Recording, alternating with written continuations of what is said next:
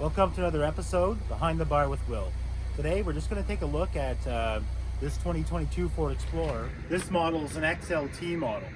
So Ford has a variety of trim levels and models in the Ford Explorer.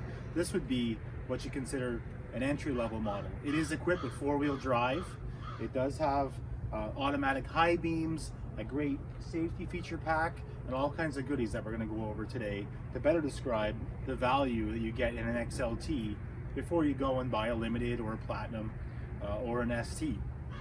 So under the hood, you have a 2.3 liter EcoBoost engine paired with a 10-speed transmission. So it does pack quite a bit of power. 2.3 liters sounds small. However, when you get behind the wheel, you're going to feel the thrust at a very low RPM. The torque range is phenomenal. So let's take a closer look. If this interests you, please like and subscribe to my channel to see more content like this. In 2020, Ford redesigned the Explorer on a rear-wheel drive chassis, primarily. It does have intelligent four-wheel drive, so within the hair of a second, if it detects that one of those rear wheels is spinning, it will transfer power evenly among the other wheels where the power is needed. So this has changed the fuel economy on the vehicle significantly. By going to this platform, it allows them the capability of putting in a hybrid engine as well in some of its models, or moving forward with the same platform or similar platform on the Aviator. You can see that they've really applied a lot more power and a lot more capability. But clients are coming back to me saying that it's way easier on fuel than its predecessor in a 3.5 liter V6, and that's what I like to hear. So let's open it up and take a closer look at the inside and see just what Ford has to offer.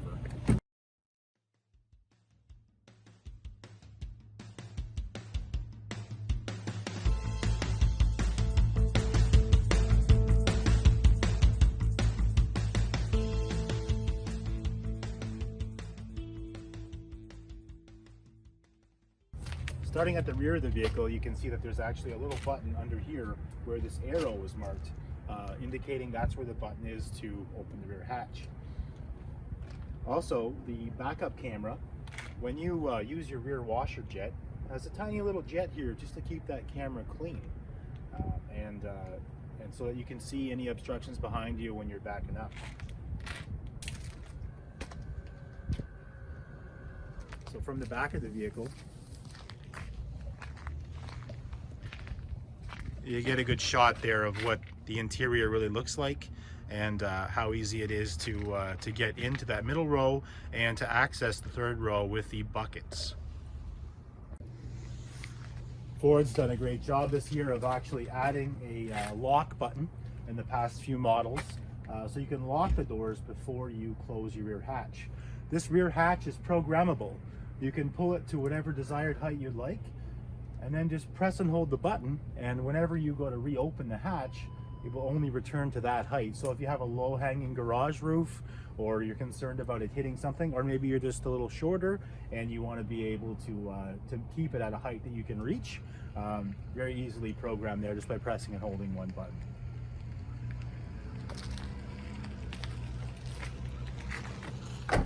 Under the back, you have some trailer provisioning. So the vehicle comes equipped with a factory tow package if selected. It does have a 7-pin and a 4-pin for wiring, you can see on the left-hand side, and a 2.5-inch receiver slot, rated to pull in some cases 5,000 pounds. This year, Ford has equipped this vehicle with an optional feature of having 20-inch tires on an XLT. They pair that with a Michelin Primacy, which is a great tire for fuel economy and a great tire for overall performance. On a 20-inch wheel, it gives the vehicle the look you're looking for. However, you should note that if you have a previous model, 2019 or earlier, or the previous design of this machine, that there is an overall diameter change in wheel size, and you would be, if you're a winter tire buyer, you would need a different set of winter tires.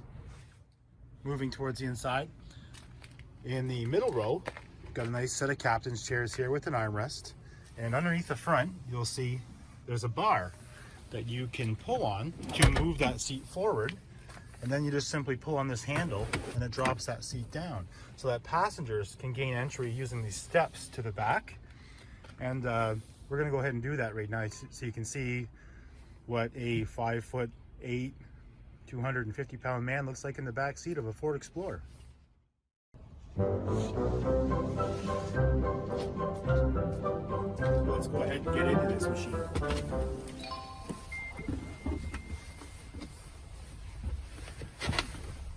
So I'm back here in the back of this 2022 Ford Explorer XLT in the third row, and you know what? The space isn't too bad.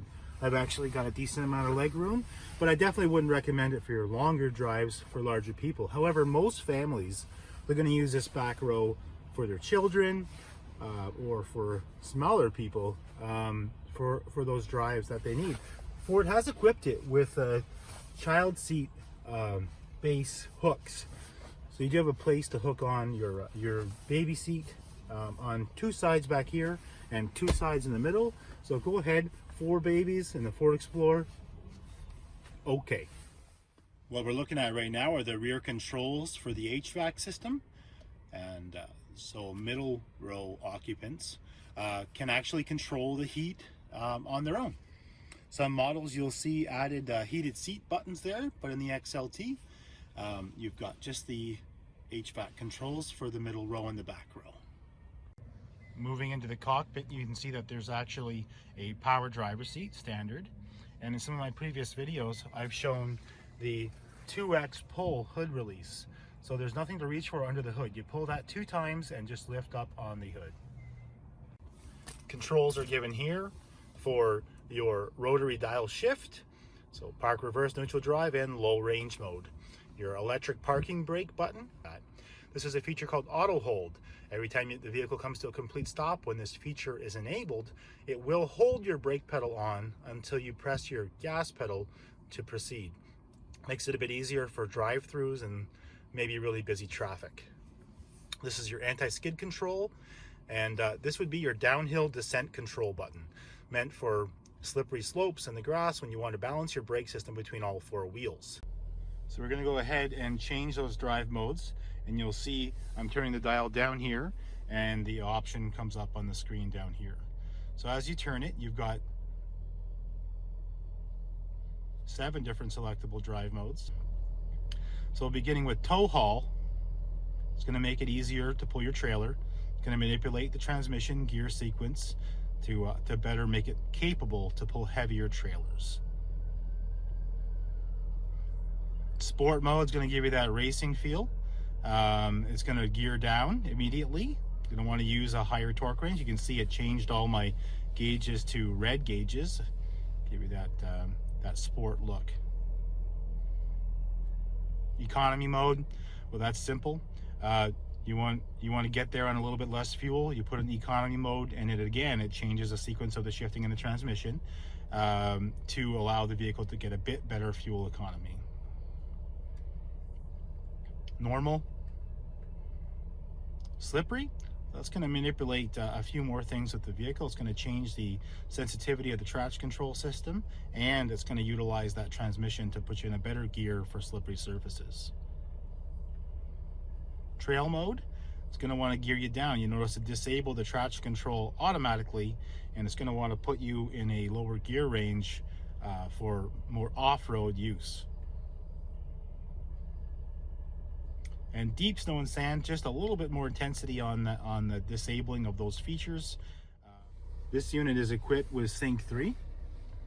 So functionality of navigation, audio, Bluetooth connections for your phone, and a wired Apple CarPlay Android Auto system still in this 2022 Ford Explorer.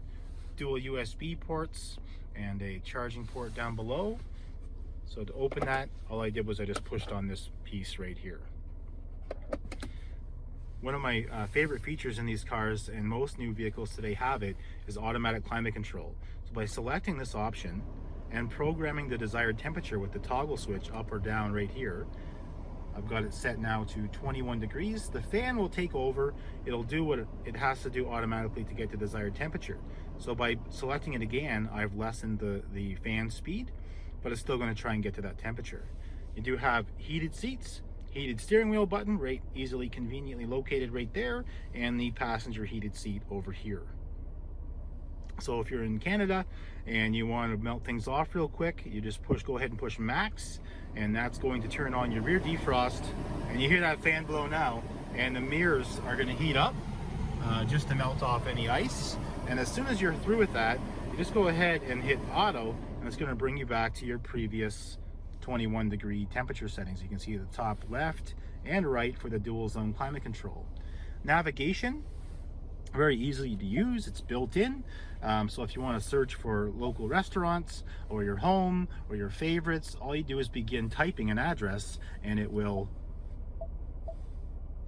tell you how to get where you want to go. So as I'm typing 711 Pitt Street, it comes up right here. I just select it, and bang, if I want to start my navigation route, I simply hit start right here, and it's going to give me turn-by-turn directions to get there. Obey traffic laws, be alert, and use voice commands while driving. We're already there. Please proceed to the highlighted route. And So I want to cancel that route, so I'm going to bring up the controls here from the bottom, and then I'm just going to hit menu and cancel route, or the easier way is just to hit the X at the top right of the screen. Yes, I want to cancel the route. Over here on the left-hand side of the steering wheel, you have all your cruise control options here. So you have cruise control on, set, you would just move this toggle up to hit set. And then after you've turned it on and hit set, it's going to tell you what speed you're programmed to, what the current speed limit is in your jurisdiction. And you see in the middle, there are lines, and just watch as they disappear or appear.